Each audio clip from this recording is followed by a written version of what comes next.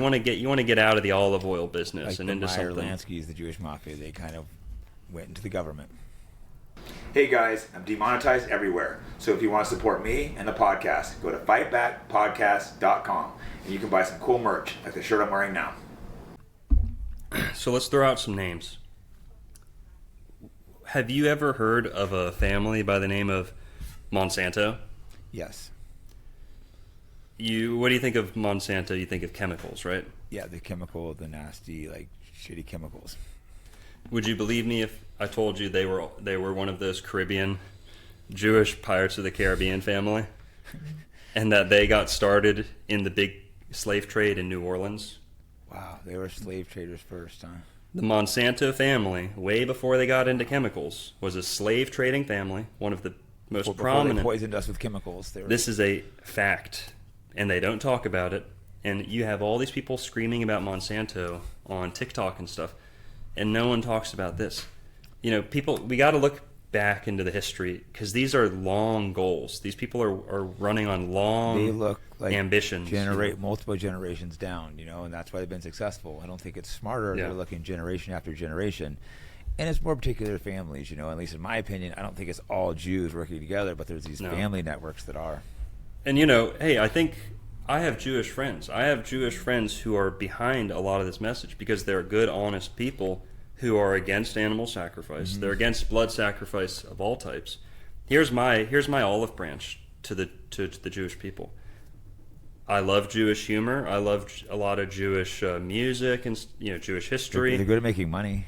And I got a lot of good friends. I grew up in South Florida. Tons of friends are Jewish, and some of them are really nice and take firm stances against Israel and stuff like that. And they don't support blood sacrifice. Yeah. I think we as Christians and everyone need to make that distinction. Yeah, because I want Jews on our side. I'm not trying to say they're an enemy, but if you're supporting Israel over America, then you are my enemy. If you're supporting this stuff, you are. But I want to, I want to reach out, like you said, reach the olive branch out and like come to our side. We're not like against the Jewish people, but if you want sacrifices and kill children, then yes, I'm against you, and I'm against the Christian Zionists that support that just as bad. Yeah. So people, I get labeled an anti-Semite all the time and Jew hater, which I'm not at all. I actually have one Jewish friend. Well, I have a couple Jewish friends. I used to have two really good Jewish friends. One stabbed me in the back. Every Jewish stereotype you could think of just, I'm not going to get into it, just the most weaselly shit ever. A friend of like 20 years. I was just like, wow.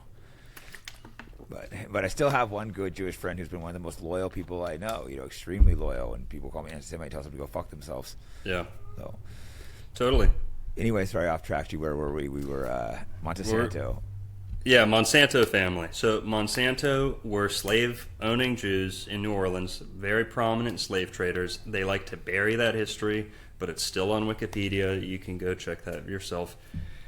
But then, like I said, things happen. New Orleans changes hands a couple times, and the Spanish would come to power, then the English would come to power, and the Jews would kind of get kicked out in between, stuff like that.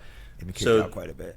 So they actually, so we can actually add, there's all the countries they've been kicked out of, and that's funny. We can actually start naming states they've been kicked out of too, because they were kicked out of Louisiana, and the Monsanto family went to Pensacola, Florida. So the Monsanto family was expelled. One of them might have even been tarred and feathered, okay? And they were expelled to Florida. They set up shop in Pensacola. They're there for a decent amount of time. And, the Civil War goes on, stuff like that. Fast forward, slavery is no longer an option. What do? When your farming equipment you don't own your farming equipment anymore, you get into chemicals.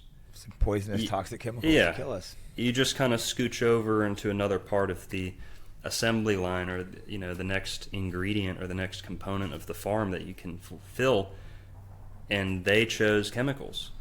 Wow. And I don't know if that kind of fills those ancient goals, or the goals that, how would you say this, whatever drove them into the slavery industry seems to be the same evil force that drove them into the chemical industry. Yeah, the GMO'd seed. I don't think they're trying to help us with this seeds. And exactly. Toxics. Just real quick, you mentioned the Civil War.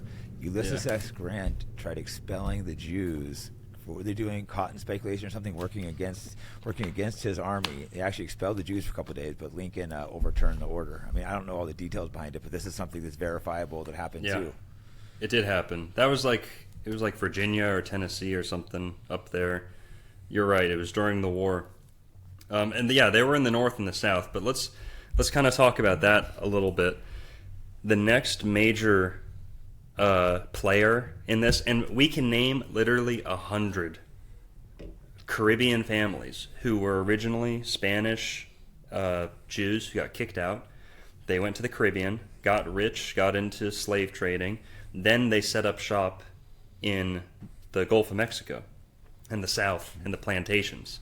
That was what they wanted to legitimize themselves with, was into kind of slavery in America, right? Instead of... Such an honorable business. This is true.